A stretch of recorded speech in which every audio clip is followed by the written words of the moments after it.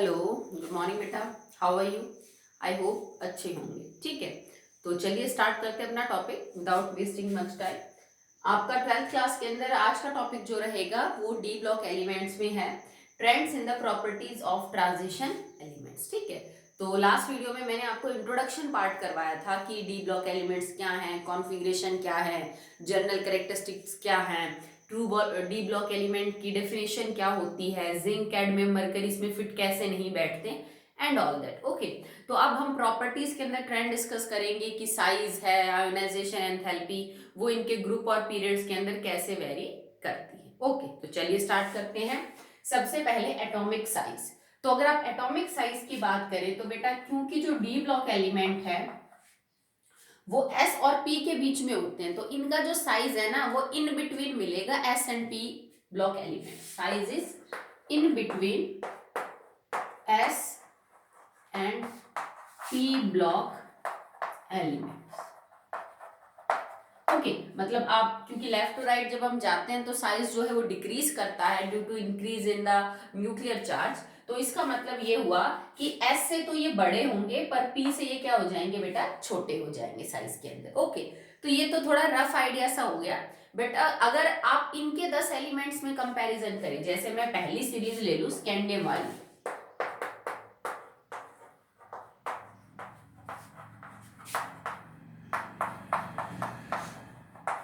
Okay, ये आपके पास 3D series है जिसके अंदर हम साइज में कंपैरिजन कर लें, क्योंकि बाकी जो एलिमेंट्स थे उनको अक्सर आपने जो है वो ग्रुप में ही स्टडी किया है।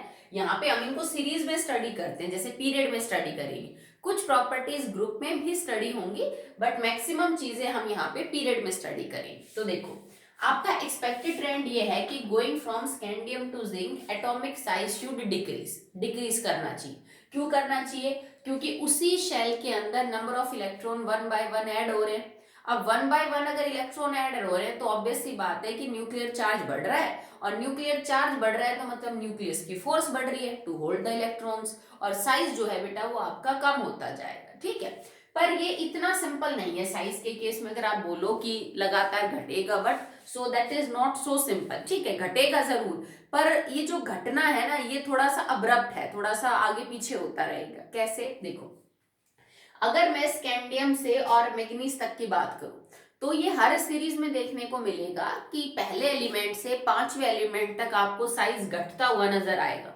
मतलब 10 एलिमेंट से जो मिड पॉइंट के आसपास है, 5 या छठा जो एलिमेंट है वहां तक आपको जो साइज है वो डिक्रीज होता हुआ नजर आएगा, जिसका कारण सिंपल है कि जो न्यूक्लियर चार्ज है वो बढ़ रहा है, इलेक्ट्रॉन सेम शेल में ऐड हो रहे हैं। पांचवें से और नौवे एलिमेंट की तरफ आप जाओगे, सॉरी छठे से नौवे एलिमेंट की तरफ आप जब जाओगे तो ये साइज लगभग कांस्टेंट सा है। ठीक है, 1 या 2 पिकोमीटर का ही फर्क पड़ेगा, ज्यादा का फर्क नहीं पड़ेगा। ठीक है, और जब आप 10th एलिमेंट पे जाओगे तो साइज एकदम से बढ़ जाएगा। ठीक है, साइज एकदम से बढ़ने का देखो क्या मतलब हो जाएगा। पहले आप ये समझो, स्कैंडियम से मैग्नीज तक जो साइज है वो आपका डिक्रीज करेगा due to increase in the nuclear charge. फिर यहां तक इट रिमेन्स कांस्टेंट। ठीक है, और फिर यहां एकदम से क्या कर जाएगा, इंक्रीज कर जाएगा। ठीक है, so that will be the actual trend, और ये चीज हर सीरीज के अंदर जो है वो देखने को आपको मिलेगी। ठीक है, ये सिर्फ पहली स्कैंडे वाली सीरीज के लिए एप्लीकेबल नहीं है, ये सब के लिए डाटा जो है आपका रहेगा। जैसे अगर मैं स्कैंडियम का साइज लिखूं 162, ठीक है, इसकी जो हम रेडियस है वो लिख रहे हैं इन द पिकोमीटर, ये 162 रहेगा। टाइटेनियम का आपका रहेगा 147, और इसके बाद जैसे 5, 7, 10 पिकोमीटर का जो है वो वेरिएशन रहेगा। ये 134 हो जाएगा, ये 127 हो जाएगा, ये 126 हो जाएगा। देखो, वेरिएशन की अगर आप बात करो तो पहले जो डिफरेंस है वो थोड़ा ज्यादा देखने को मिल रहा है, और उसके बाद जो डिफरेंस है वो आपका कम है। ये 126 हो जाएगा, कोबाल्ट जो है वो 125 हो जाएगा, उसके बाद 124, 24, 124, 124, और जिंक के केस में दोबारा से साइज बढ़ जाएगा 138। तो डाटा तो याद करने की कोई जरूरत नहीं है, सिर्फ समझाने के लिए। तो देखो, यहाँ साइज घटा घटा फिर घटा फिर घटा। देखो, यहाँ तक चौथे एलिमेंट तक साइज घट रहा है, पांचवें तक भी। यहाँ डिफरेंस ज्यादा है, यहाँ तो सिर्फ 1 पिकोमीटर का फर्क है। यहाँ तो कांस्टेंट ही हो गया, फिर यहाँ पे 1 पिकोमीटर का फर्क है, फिर यहाँ पे कांस्टेंट हो गया। मतलब अगर आप चेक करो तो क्रोमियम से और कॉपर तक के बीच में कितने एलिमेंट्स है आपके पास? 6। इन 6 एलिमेंट्स के साइज में खाली कितने पिकोमीटर का डिफरेंस आया, 3 पिकोमीटर का।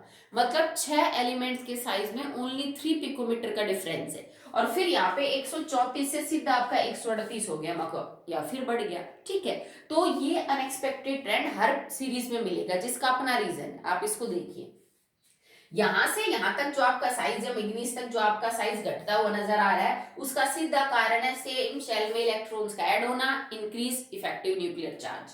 अगर यहां से यहां तक की मैं बात करूं तो देखो, यहां तक की कॉन्फ़िगरेशन में जो डी के इलेक्ट्रॉन है वो 5 up to the manganese, D 5 है। ठीक है, आगे अगर आप कॉन्फ़िगरेशन में देखो तो डी 6, डी 7, डी 8, इसमें डी 10 है और इसमें भी डी 10 है। कॉपर के एक्सेप्शनल कॉन्फ़िगरेशन है। ठीक है, और डी का जो स्क्रीनिंग और शील्डिंग इफेक्ट है वो काफी कमजोर होता है। सबसे अच्छा शील्डिंग इफेक्ट एस का, फिर पी का, फिर डी का और फिर एफ है। डी ऑर्बिटल की शेप कुछ ऐसी है कि वो प्रॉपरली ढक नहीं पाते अपने से पीछे वाले इलेक्ट्रॉन्स को। अब डी के बाद इलेक्ट्रॉन कौन है, एनएस के। जैसे अगर ये 3D है तो इनके पीछे ये 3D वाले इलेक्ट्रॉन किसको ढक सकते हैं, जो 4s के अंदर इलेक्ट्रॉन है उन्हीं को ढकेंगे।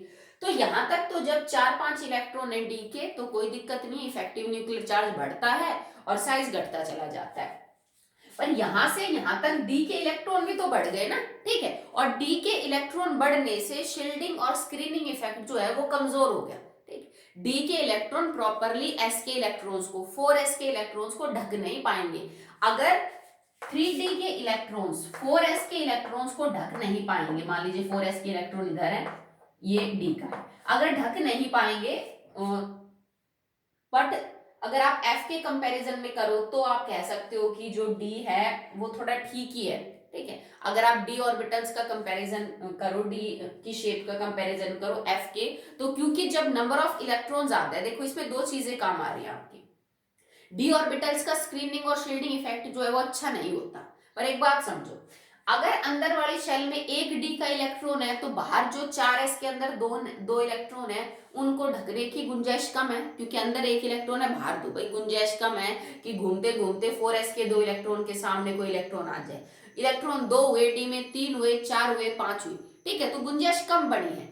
पर जब डी के अंदर इलेक्ट्रॉन 5 से ज्यादा हो जाते हैं तो संभावना बढ़ने लग जाती है। ठीक है, संभावना क्या हो जाती है, इंक्रीज होने लग जाती है कि जो शील्डिंग और स्क्रीनिंग इफेक्ट है वो थोड़ा डोमिनेट कर सकता है। ओके, आप इस बात को यूं समझिए, जैसे 4s के अंदर दो इलेक्ट्रॉन है और d के अंदर पहले एक इलेक्ट्रॉन है, तो जरूरी नहीं वो घूमते घूमते इनके सामने आए। 2 है, 3 है, 4 हुए, 5 हुए। ठीक है, यहां तक ठीक है। जब इससे भी ज्यादा इलेक्ट्रॉन हो जाएंगे डी में, 6, 7, 8, 9, 10, तो बाहर सिर्फ 2 इलेक्ट्रॉन है और कई केस में तो ये इलेक्ट्रॉन एक भी है, जैसे एक्सेप्शनल कॉन्फ़िगरेशन में। तो जब डी के अंदर अंदर 10 इलेक्ट्रॉन हो जाएंगे तो अब संभावना बहुत बढ़ गई कि बाहर वाले 4s के इलेक्ट्रॉन शील्ड हो जाएं। ठीक है, अगर अब ये शील्ड हो गए, मान लो कि घूमते घूमते ये वाला जो इलेक्ट्रॉन है ये इसके जस्ट सामने आ गया, तो इस इलेक्ट्रॉन के ऊपर जो ताकत है वो न्यूक्लियस अपनी नहीं लगा पाएगा। नहीं लगा पाएगा तो ये न्यूक्लियस की फोर्स से बाहर रहेगा,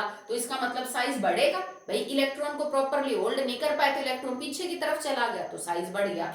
तो यहां से यहां तक क्योंकि डी के अंदर इलेक्ट्रॉन काफी ज्यादा ऐड हो रहे हैं और इस वजह से स्क्रीनिंग इफेक्ट इंक्रीज हो सकता है। माना कि डी का बहुत अच्छा नहीं होता है, स्क्रीनिंग इफेक्ट इंक्रीजेस। ठीक है, तो बढ़ते हुए स्क्रीनिंग इफेक्ट का असर ये होगा कि साइज इंक्रीज होगा। स्क्रीनिंग इफेक्ट का मतलब है डी के इलेक्ट्रॉन एस के इलेक्ट्रॉन्स को ढक लेंगे और एस के इलेक्ट्रॉन्स पे न्यूक्लियस अपनी ताकत नहीं लगा पाएगा, तो एस के इलेक्ट्रॉन थोड़े फ्री महसूस करेंगे तो वो एक्सपेंड करेंगे तो साइज बढ़ेगा। जबकि उसी शेल में इलेक्ट्रॉन तो ऐड हो ही रहे वन बाय वन, तो सेम शेल में इलेक्ट्रॉन ऐड होने से न्यूक्लियर चार्ज बढ़ेगा, जो कहता है साइज घटना चाहिए। स्क्रीनिंग इफेक्ट बढ़ेगा डी के अंदर इलेक्ट्रॉन ऐड होने से, जो कहता है कि साइज को बढ़ना चाहिए। मतलब दो इफेक्ट दोनों अपोजिट डायरेक्शन में काम कर रहे हैं। स्क्रीनिंग इफेक्ट वाला कहता है साइज बढ़े, न्यूक्लियर चार्ज वाला कहता है साइज घटे। दोनों इफेक्ट एक दूसरे को काउंटर बैलेंस करते हैं और कोई अपना ढंग से असर नहीं दिखा पाता और लगभग आपका जो साइज है वो कांस्टेंट सा बना रहेगा, 1-2 पिकोमीटर का वेरिएशन लगभग सेम सा है, क्योंकि एक इफेक्ट कह रहा है बढ़ेगा एक घटेगा तो सब न्यूट्रलाइज सा हो जाता है। पर जब आप जिंक में जाते हो कॉपर से, तो जिंक के अंदर एकदम से, मतलब जिंक के अंदर जो इलेक्ट्रॉन है ना वो 10 है और इस केस में देखो साइज छोटा है, ठीक है। इलेक्ट्रॉन जो है वो आपके पास 10 है, साइज छोटा हमने एक्सपेक्ट किया था, एक्चुअली में तो यहाँ पे 138 है, साइज तो मुझे जिंक का सबसे छोटा मिलना चाहिए था इसके अंदर, ठीक है, पर सबसे छोटा तो नहीं कह सकते, पर इनके मुकाबले तो बढ़ ही गया। ओके, उसका रीजन क्या होगा? उसका रीजन ये है कि जिंक के अंदर 10 इलेक्ट्रॉन है और बाहर 2 इलेक्ट्रॉन है, और 10 इलेक्ट्रॉन में अब रिपल्शन मैक्सिमम हो रही है, ठीक है। 10 इलेक्ट्रॉन्स के केस में अंदर 10 इलेक्ट्रॉन है, बाहर एस के 2 इलेक्ट्रॉन है, तो जिंक के केस में इन 10 इलेक्ट्रॉन्स के बीच में रिपल्शन इतनी बढ़ जाती है कि साइज एकदम से इंक्रीज कर जाता है, क्योंकि जब इलेक्ट्रॉन रिपेल करेंगे एक दूसरे को तो वो एक दूसरे से दूर भागेंगे। अगर इलेक्ट्रॉन दूर भागेंगे तो ऑब्वियस सी बात है न्यूक्लियस से उनकी डिस्टेंस बढ़ेगी और उनका साइज क्या होगा? बढ़ेगा। तो लास्ट में इंक्रीज का कारण है इन 10 इलेक्ट्रॉन्स में रिपल्शन। इसके बीच में जो कांस्टेंट सा साइज नजर आ रहा है, इसका कारण है स्क्रीनिंग और न्यूक्लियर चार्ज का खुद को काउंटर बैलेंस करना, और यहां तक 4 या 5 एलिमेंट तक जो साइज का घटना है वो है इसका reason, that is nuclear charge. तो ये तो मैंने आपको सीरीज में कंपैरिजन करवाया। ओके, चलिए ये चीज हर सीरीज में आपको ऐसे ही देखने को मिलेगी, ठीक है। अब अगला बात करते हैं अबाउट द ग्रुप। देखिए ग्रुप के अंदर कैसे वेरी करते हैं, ठीक है।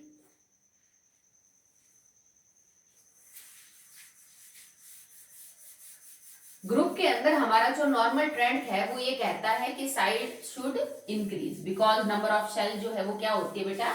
इंक्रीज होती है। पर डी ब्लॉक में ये भी इतना सिंपल नहीं है। Okay, so in group size should increase,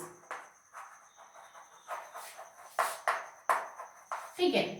जब आप ऊपर से नीचे आएंगे तो नंबर ऑफ शेल बढ़ेगी।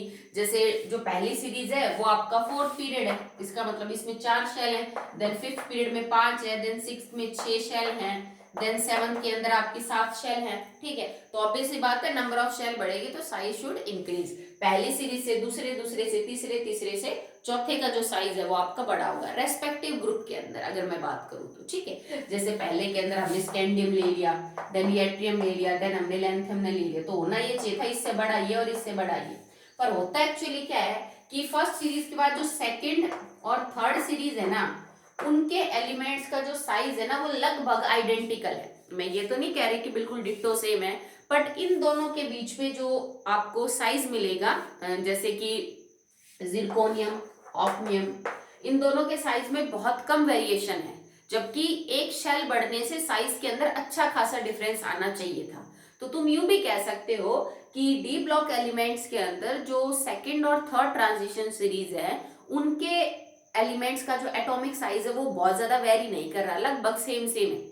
मतलब इससे इस सीरीज के हर ग्रुप के मेंबर का जो साइज है लगभग सेम है, बढ़ नहीं रहा, ठीक है। अगर इसका कारण कोई पूछे तो इसका कारण होता है लेंथेनॉइड कॉन्ट्रैक्शन, लेंथेनॉइड कॉन्ट्रैक्शन।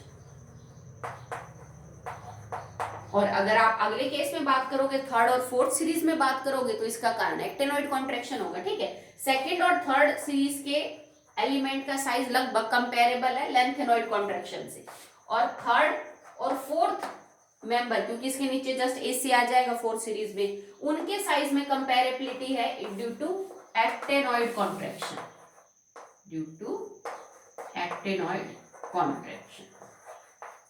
अब आप इस चीज को समझिए, ये वैसे टॉपिक है, डिटेल में हम इसको पढ़ेंगे, पर अभी थोड़ा मैं आपको ब्रीफ कर देती हूँ। लेंथेनॉइड एक्टेनॉइड कॉन्ट्रैक्शन का क्या मतलब है बेटा? जब आप लेंथेनम के बाद अगला एलिमेंट लिखेंगे तो 14 एलिमेंट आपने स्किप कर दिए होंगे, आपको पता है ना, ठीक है। लेंथेनम के बाद जब आपने HF लिखा तो यहाँ से 14 एलिमेंट गायब हो चुके हैं, ठीक है। और वो जो 14 एलिमेंट आपके पास गायब हुए हैं वो एक्चुअली में F ब्लॉक एलिमेंट्स में, दैट इज लेंथेनॉइड के अंदर गए हैं, ठीक है। तो अगर आप चेक करो तो वो जो 14 एलिमेंट F ब्लॉक एलिमेंट के अंदर गए हैं उन सब में F1 से लेके F14 तक के इलेक्ट्रॉन गए होंगे, F1, 4F1, 4F2, 4F3, इस तरह से जो इलेक्ट्रॉन्स है वो ऐड हुए होंगे, ओके। तो यहाँ पे जो 14 एलिमेंट गए that will go to 4F orbital, और 4F ऑर्बिटल का जो स्क्रीनिंग इफेक्ट है वो सबसे पुअर है, मतलब F ऑर्बिटल का, एक्चुअली 4F का नहीं, F ऑर्बिटल जो भी है उनका स्क्रीनिंग और शील्डिंग इफेक्ट सबसे कमजोर है, स्क्रीनिंग इफेक्ट इज पुअर, क्योंकि इनकी शेप ही कुछ ऐसी होती है कि ये सबसे कमजोर ढक पाते हैं किसी भी इलेक्ट्रॉन को। अब 4f के बाद d के इलेक्ट्रॉन है, ठीक है, जैसे 5d के होंगे, 6s के होंगे। मैंने आपको +1 के अंदर करवाई थी बेटा, जो f ब्लॉक एलिमेंट्स की जनरल कॉन्फ़िगरेशन है ना, उसमें कुछ ऐसा अरेंजमेंट होता है, जैसे ये तो आपको मिलेगा 4f, इसके अंदर इलेक्ट्रॉन, फिर यहाँ मिलेगा आपको 5d और फिर यहाँ मिलेगा आपको 6s, कुछ ऐसे अरेंजमेंट होगी। अब 4f के इलेक्ट्रॉन्स 5d के इलेक्ट्रॉन्स को ढकेंगे, 5d के इलेक्ट्रॉन 6s के इलेक्ट्रॉन्स को ढकेंगे, अपने से पीछे वाली शेल के इलेक्ट्रॉन्स को ढकेंगे। पर इनमें ना ढकने की जो टेंडेंसी है ना, वो सबसे क्या होती है बेटा, कमजोर होती है। क्यों होती है? क्योंकि साइज ही कुछ ऐसा है कि प्रॉपरली इलेक्ट्रॉन को ढक नहीं पाएंगे। सबसे अच्छा इलेक्ट्रॉन्स को ढकने का काम s ऑर्बिटल करते हैं, क्योंकि वो स्फेरिकल इन शेप है। अगर तुम्हें ध्यान हो तो जितने वॉर वगैरह तुमने टीवी में कभी देखे होंगे, तो जो ढाल होती है, राजा महाराजा लड़ते हैं तो उनकी ढाल गोल होती है, ठीक है, क्योंकि कोई भी जो स्फेरिकल स्ट्रक्चर है ना, वो सबसे ज्यादा आपको प्रोटेक्ट कर सकता है। आपने कभी नहीं देखा होगा किसी ढाल का जो साइज है वो मान लीजिए ट्राइंगुलर है, या किसी फूल पत्ती की तरह ढाल बना रखी है, जैसे डी ऑर्बिटल का शेप होता है, ये आपको प्रॉपरली ढक नहीं पाएगी, पीछे प्रोटेक्ट नहीं कर पाएगी। एक स्फेरिकल चीज अपने पीछे सबसे ज्यादा किसी चीज को छुपा सकती है। तो एस है वो स्फेरिकल इन शेप है, इनकी शेप इतनी कॉम्प्लेक्स है कि ये अच्छे से ढक नहीं पाएंगे। और अगर 4f के जो इलेक्ट्रॉन्स है वो प्रॉपरली शील्ड नहीं कर पाएंगे किसको, 5d के इलेक्ट्रॉन्स को, ठीक है, तो इसमें क्या होगा कि साइज पे है उस पे फर्क पड़ेगा। If I talk about lanthanoid series, cerium से, और हम बात करते हैं अबाउट ल्यूटिडियम, तो देखो जो 14 एलिमेंट्स एक्चुअली में बाहर निकले हैं, वो 14 एलिमेंट्स ये हैं इस सीरीज में, लेंथ है उनके पास सीरियम और ल्यूटिडियम तक। यहाँ पे अगर आप चेक करो सीरियम से ल्यूटिडियम में, तो सेम शेल में इलेक्ट्रॉन ऐड होंगे, तो न्यूक्लियर चार्ज इंक्रीज होगा, साइज शुड डिक्रीज, ठीक है। बट ये जो इलेक्ट्रॉन ऐड हो रहे हैं ना, ये 4f के अंदर इलेक्ट्रॉन ऐड हो रहे हैं, और 4f का जो स्क्रीनिंग और शील्डिंग इफेक्ट वो बड़ा कमजोर है। अभी मैं समझा रही थी 4f then 5d then 6s, तो ये इसके इलेक्ट्रॉन्स को ढक नहीं पाएंगे, डी का भी बहुत ज्यादा नहीं होता। तो कमजोर स्क्रीनिंग और शील्डिंग इफेक्ट एफ इलेक्ट्रॉन्स का ये कहता है कि साइज बढ़ना चाहिए, क्योंकि वो ढक तो पाते नहीं पीछे वाले इलेक्ट्रॉन्स को। तो स्क्रीनिंग और शील्डिंग इफेक्ट बोलता है कि साइज इंक्रीज होगा। ओके, ये दो चीज अपोजिट काम कर रही है लेंथेनॉइड के 14 एलिमेंट्स में। इफेक्टिव न्यूक्लियर चार्ज कहता है कि साइज घटेगा, स्क्रीनिंग इफेक्ट कहता है कि साइज बढ़ेगा, ठीक है। इनमें स्क्रीनिंग और शील्डिंग इफेक्ट थोड़ा कमजोर रह जाता है, और जो मेन असर दिखाएगा वो कौन दिखाएगा, इफेक्टिव न्यूक्लियर चार्ज, और साइज घटेगा।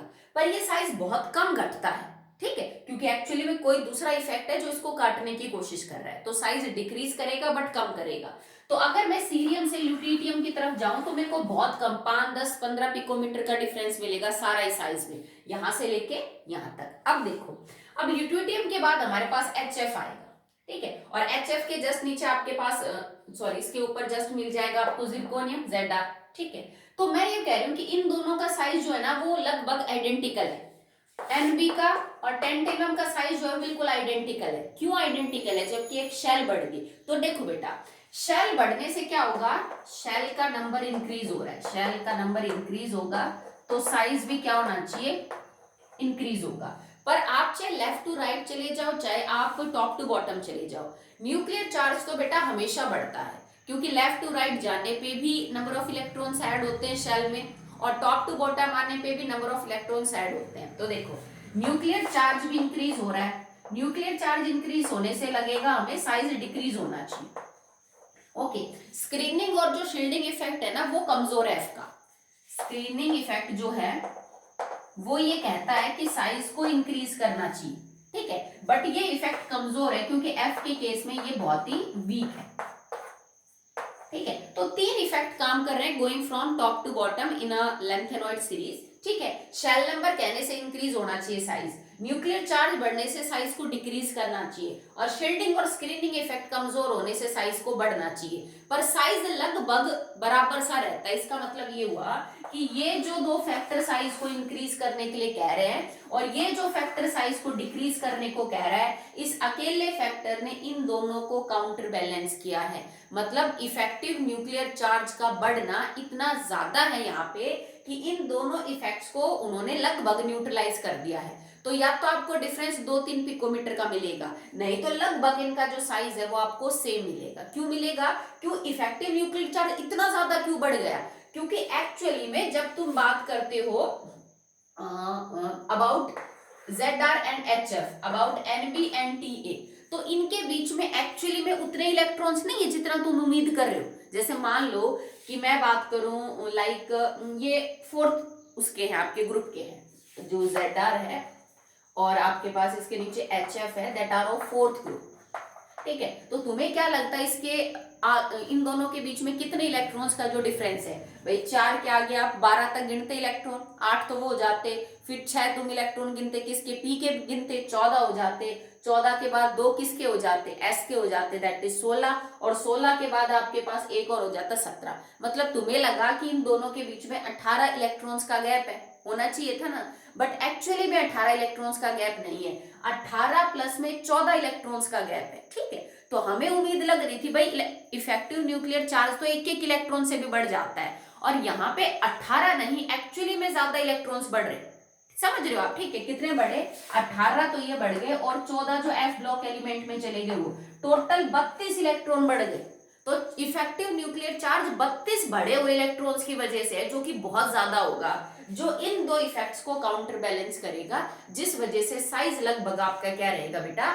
लगभग सेम सा ही रहेगा, ज्यादा वेरिएशन आपको देखने को नहीं मिलेगा। ये थोड़ा लंबा ही हो गया, ये आगे पढ़ना था, पर क्योंकि आ रहा था तो तुम्हें इसका कारण जो है वो समझ में आना चाहिए। जैसे जिरकोनियम का 160 मिलेगा, इसका 158 मिलेगा, लगभग 2 पिकोमीटर, एक्चुअली में तो कुछ घट ही गया। अगर मैं नायोबियम और टेंटेलम की बात करूं तो दोनों का 146 पिकोमीटर, ये इसी का जो है वो रीजन है, दैट इज लेंथेनॉइड कॉन्ट्रैक्शन। अब अगर मैं थर्ड और फोर्थ सीरीज के, सेकंड और थर्ड सीरीज में ये रीजन दे रही हूं, तो थर्ड और फोर्थ सीरीज में क्या हो जाएगा? एक्टिनॉइड कॉन्ट्रैक्शन, क्योंकि वहां पे 14 एलिमेंट्स किसके बाहर चले गए? एक्टिनॉइड के। ठीक है, एक्टिनॉइड सीरीज के जो 14 एलिमेंट्स है वो बाहर चले गए, तो फर्स्ट से सेकंड में साइज थोड़ा बढ़ेगा, सेकंड से थर्ड में लगभग कांस्टेंट है, थर्ड से फोर्थ में, और उसका कारण है that is actinoid and lanthanoid series. Okay, तो चलिए अगला टॉपिक स्टार्ट करते हैं।